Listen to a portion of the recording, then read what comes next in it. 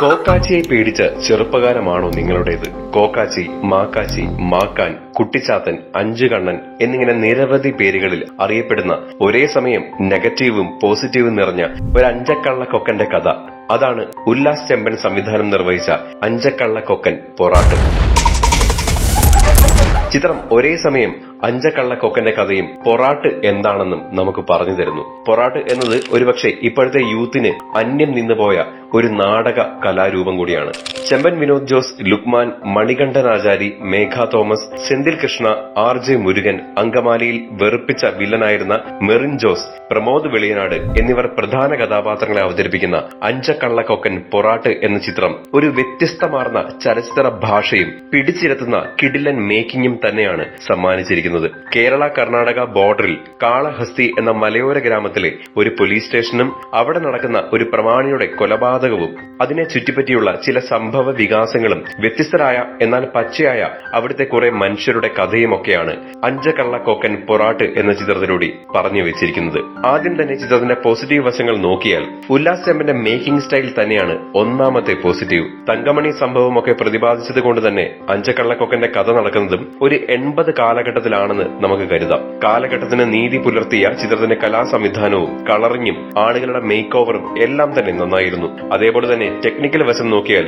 VFX വർക്കുകളും ഗ്രാഫിക്സും ഒക്കെ above average ആയിട്ട് തന്നെയാണ് നിൽക്കുന്നത്. സിനിമാറ്റോഗ്രാഫി നിർവഹിച്ചിരിക്കുന്നത് അരുൺ മോഹനാണ്. വെസ്റ്റേൺ സിനിമകളോട് കിടപിടിക്കുന്ന ആക്ഷൻ രംഗങ്ങളും അടിപൊളിയായിട്ടുള്ള കുറേയേറെ ദൃശ്യങ്ങളും ഒക്കെയാണ് അരുൺ മോഹൻ ചെയ്തിരിക്കുന്നത്. ചിത്രത്തിലെ ഒരു തേയിലത്തോട്ടത്തിലൂടെയുള്ള ചില സീനുകളും ചില ആക്ഷൻ രംഗങ്ങളും ചില ഗാനരംഗങ്ങളിലെ ഷോട്ടുകളും ഒക്കെ കണ്ടു കഴിഞ്ഞാൽ ഉറപ്പായും ചിത്രം വേറെ ലെവലാണെന്ന് നമുക്ക് മനസ്സിലാകും. കന്നഡയിലെ സൂപ്പർ ഹിറ്റ് ചിത്രമായ കാന്താരയോട് കിടപിടിക്കുന്ന ദൃശ്യഭംഗിയും ചിത്രം പ്രദാനം ചെയ്യുന്നുണ്ട്. മാസ് ആക്ഷൻ രംഗങ്ങളാണ് ചിത്രത്തിന്റെ ഹൈലൈറ്റ് തന്നെ.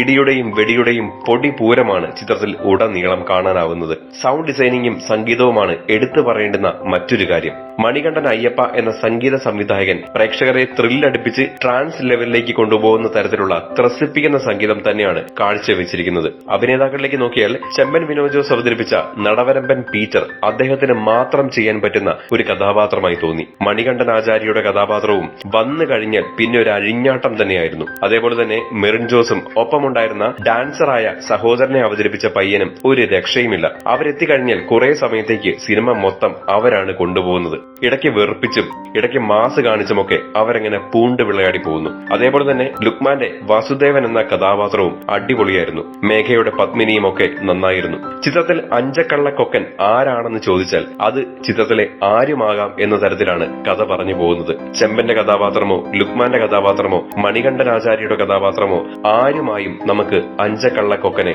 വിലയിരുത്താം. കാര്യം ഇങ്ങനെയൊക്കെ കുറേയധികം പോസിറ്റീവ് ഉണ്ടെങ്കിലും ഇതെല്ലാത്തരം പ്രേക്ഷകർക്കും പൂർണ്ണമായി തൃപ്തി നൽകുമോ എന്ന ചോദ്യം ഒരു ചോദ്യമായി തന്നെ നിൽക്കുന്നുണ്ട്. ചിത്രത്തിന്റെ തിരക്കഥ അത്തരത്തിലാണ് പോകുന്നത്. എല്ലാവരുടെയും കപ്പിലെ ചായ അല്ല ഈ ചിത്രമെന്ന് വിശേഷിപ്പിക്കേണ്ടി വരും. എന്നാൽ മികച്ച രീതിയിൽ എക്സിക്യൂട്ട് ചെയ്ത ഒരു എക്സ്പെരിമെന്റൽ മൂവി എന്ന രീതിയിൽ നോക്കിയാൽ ഉറപ്പായും ചിത്രം ഒരു നല്ല തിയേറ്റർ എക്സ്പീരിയൻസ് നൽകുന്നുമുണ്ട്. അഞ്ചക്കള്ളക്കൊക്കൻ പൊറാട്ട് നിങ്ങളുടെ തൊട്ടടുത്ത തിയേറ്ററുകളിൽ പ്രദർശനം തുടരുന്നു.